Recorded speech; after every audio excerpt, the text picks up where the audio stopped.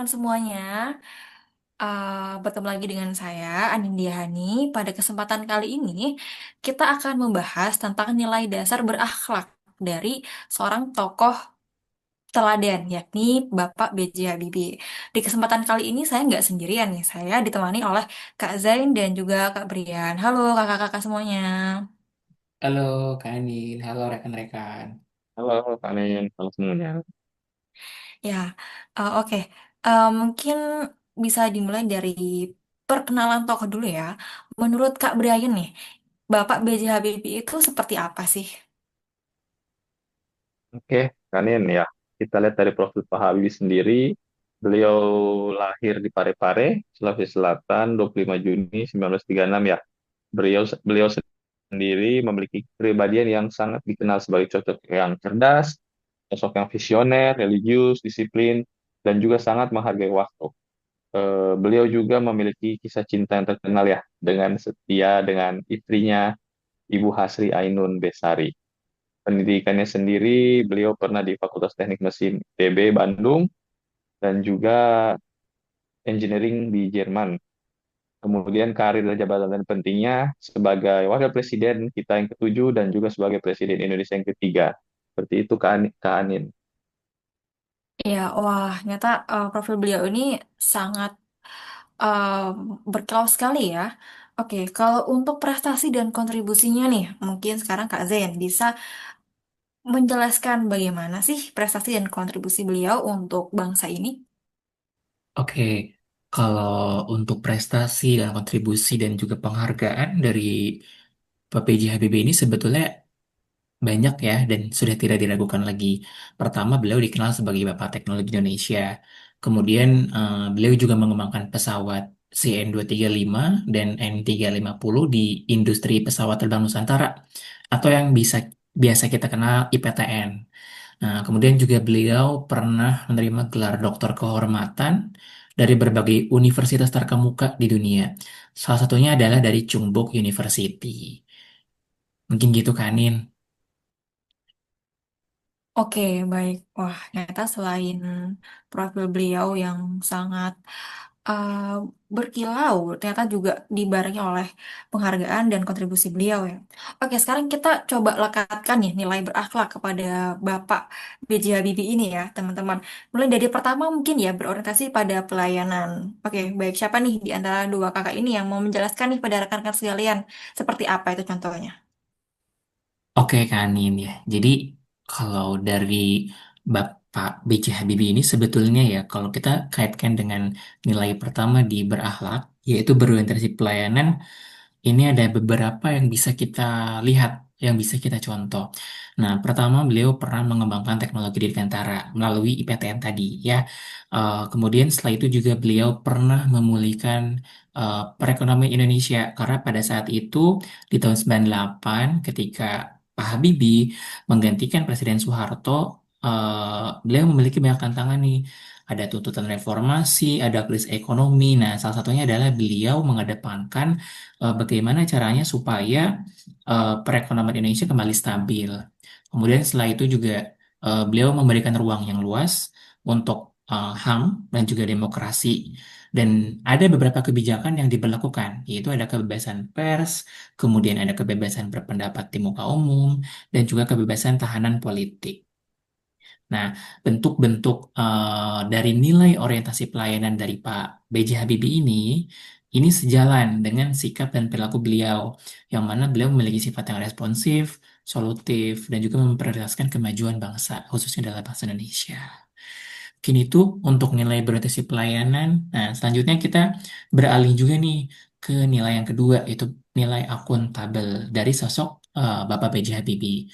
Mungkin Kak Brian atau Kak Anin ada yang mau menjelaskan?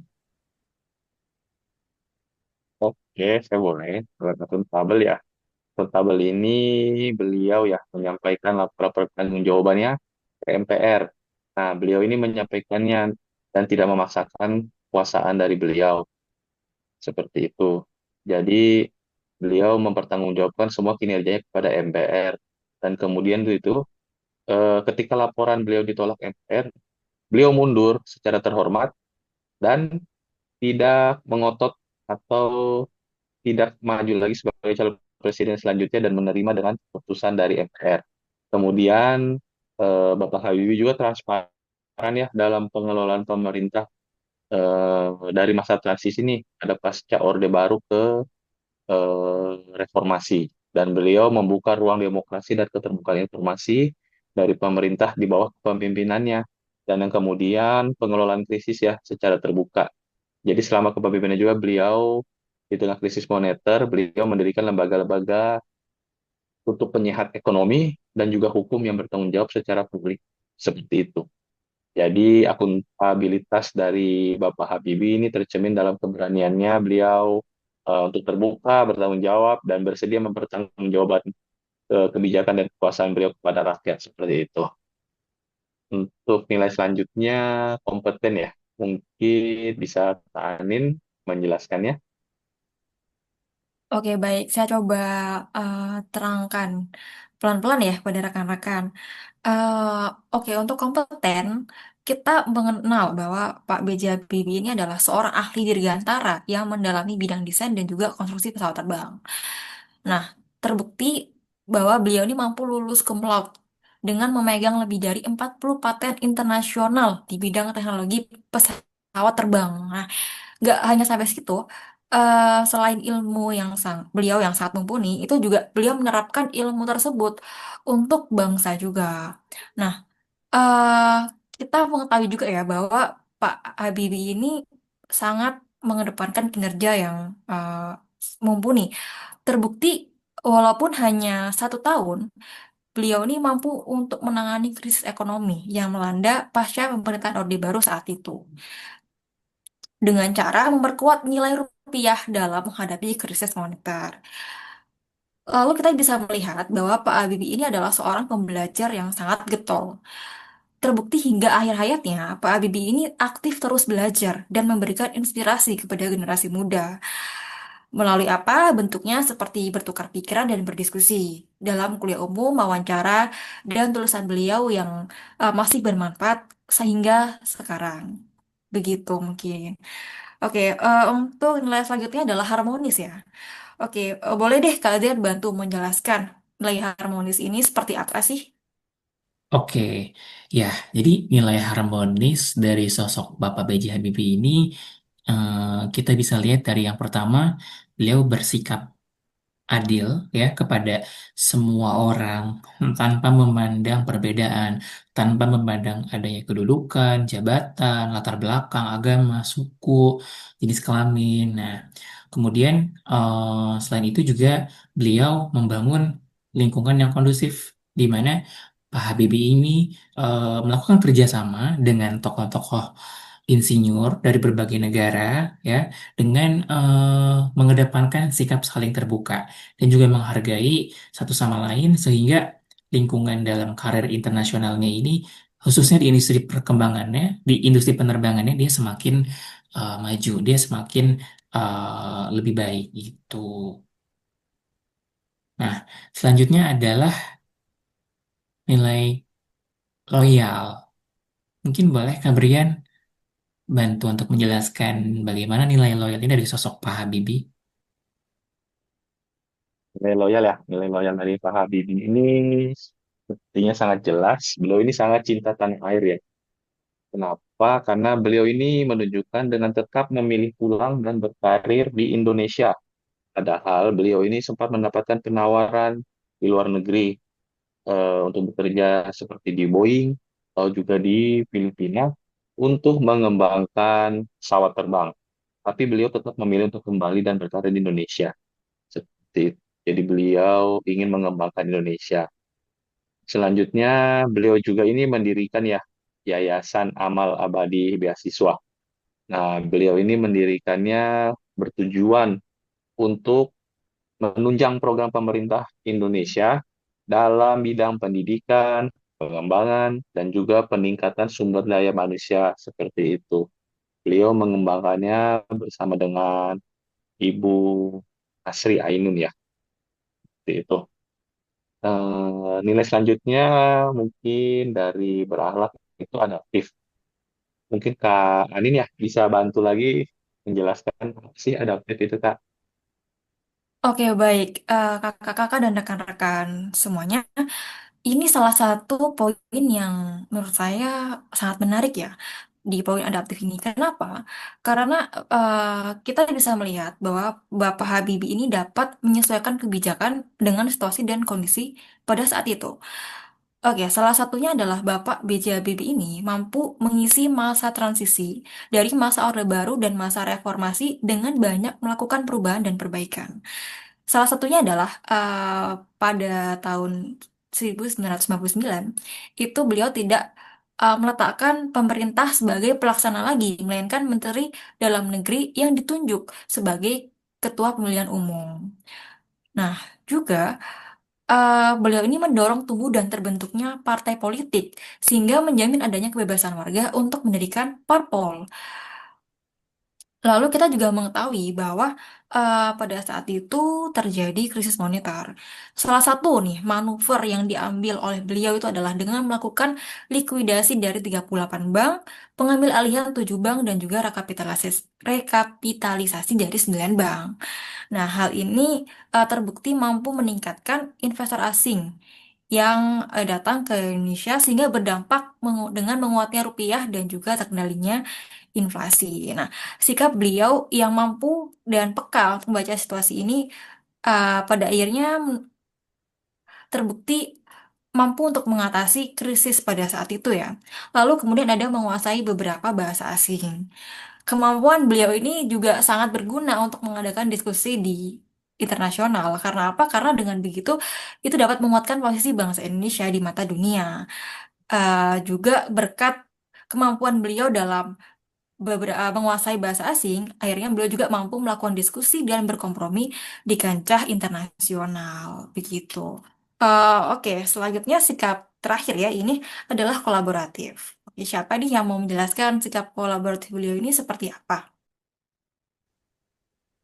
Oke, nah kalau untuk nilai kolaboratif dari sosok Pak Habibie, kita tahu ya bahwa beliau banyak sekali banyak sekali bekerja sama, banyak sekali relasi yang beliau buka dengan beberapa pihak-pihak di negara lain gitu ya. Salah satunya adalah bekerja sama dengan lembaga internasional atau IMF, International Monetary Fund, dan juga dengan pihak Bank Dunia. Di mana pada saat itu kita tahu bahwa pada pada masa-masa krisis ekonomi Indonesia ini, beliau melakukan negosiasi dan implementasi kebijakan yang disyaratkan oleh IMF.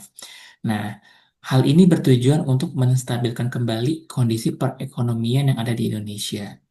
Kemudian selain itu juga beliau merangkul berbagai insinyur, beberapa tokoh-tokoh lain seperti teknisi dan ilmuwan-ilmuwan yang terkemuka di dunia pada saat itu untuk mengembangkan IPTN dan industri strategis nasional. Jadi uh, beliau melakukan hal ini gunanya adalah untuk memastikan teknologi tepat guna dan berkelanjutan.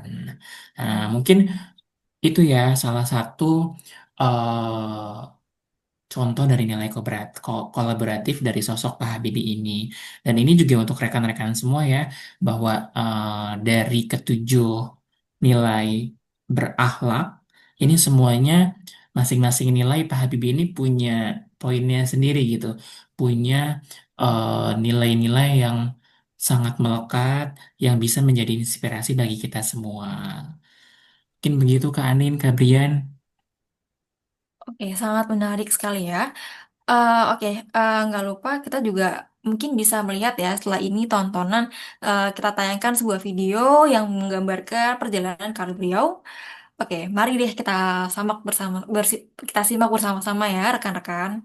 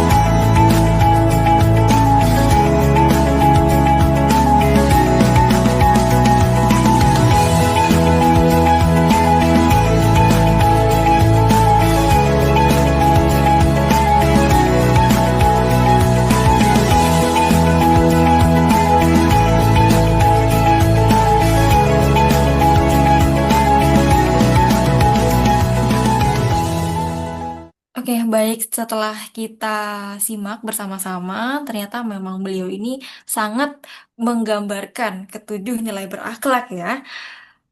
Oke, dari diskusi yang sudah kita lakukan dan juga video yang sudah kita tonton, mudah-mudahan bisa menjadi inspirasi bagi para ASN di luar sana, khususnya untuk generasi muda, untuk mencontoh beliau dan senantiasa mengaplikasikan nilai berakhlak ini dalam kehidupan kita sehari-hari ya. Baik, teman-teman, kita akhiri dulu diskusi kita pada kesempatan kali ini. Kurang lebihnya saya mewakili kedua rekan saya, Kak Zain dan Kak Brian, mohon dimaafkan. Terima kasih, sampai jumpa di lain kesempatan.